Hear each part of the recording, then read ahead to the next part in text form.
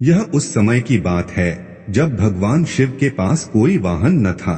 उन्हें पैदल ही जंगल पर्वत की यात्रा करनी पड़ती थी।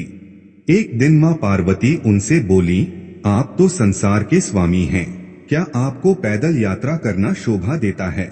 शिव जी हंसकर बोले, देवी, हम तो रमते जोगी हैं, हमें वाहन से क्या लेना देना? भला साधु भी कभी सवारी करते हैं? पार्वती ने आंखों में आंसू भरकर कहा, जब आप शरीर पर भस्म लगाकर, बालों की जटा बनाकर, नंगे पांव कांटों भरे पथ पर चलते हैं तो मुझे बहुत दुख होता है। शिव जी ने उन्हें बार बार समझाया परंतु वह जिद पर अड़ी रहीं। बिना किसी सुविधा के जंगल में रहना पार्वती को स्वीकार था परंतु वह शिवजी के लिए सवारी चाहती थीं। अब भोले भंडारी चिंतित हुए, भला वाहन किसे बनाए? उन्होंने देवताओं को बुलावा भेजा। नारद मुनि ने सभी देवों तक उनका संदेश पहुंचाया।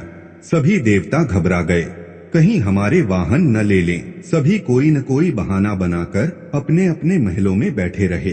पार्वती उदास थीं। शिवजी ने देखा कि कोई देवता नहीं पहुंचा। उन्होंने एक हुंकार लगाई तो जंगल के सभी जंगली जानवर आ पहुंचे। शिवजी ने उनसे कहा, तुम्हारी माँ पार्वती चाहती है कि मेरे पास कोई वाहन होना चाहिए, बोलो कौन बनेगा मेरा वाहन? सभी जानवर खुशी से झूम उठे। छोटा सा खरगोश फुदककर आगे बढ़ा और बोला, भगवान, मुझे अपना वाहन बना लें, मैं बहुत मुलायम हूँ। सभी खिलखिलाकर हंस पड़े। शेर गरजकर बोला, मूर्ख खरगोश, मेरे होते तेरी जुर्रत कैसे हुई सामने आकर बोलने की?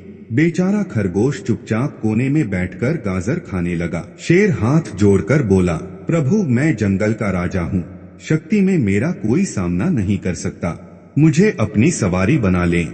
उसकी बात समाप्त होने से पहले ही हाथी बीच में बोल पड़ा, मेरे अलावा और कोई इस काम के लिए ठीक नहीं है। मैं गर्मी के मौसम में अपनी सूंड में पानी भरकर महादेव को नहलाऊंगा।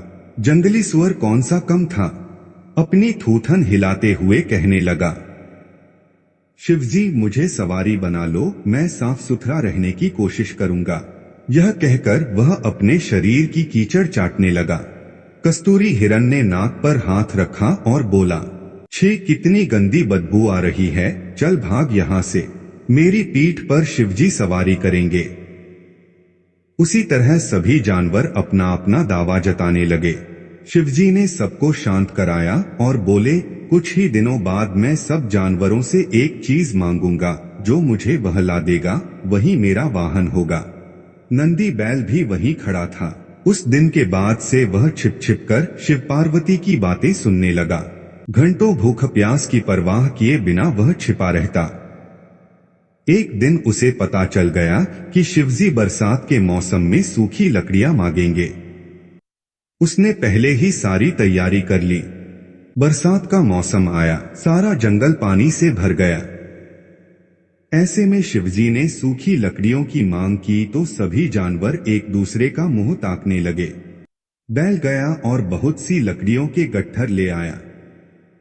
भगवान शिव बहुत प्रसन्न हुए।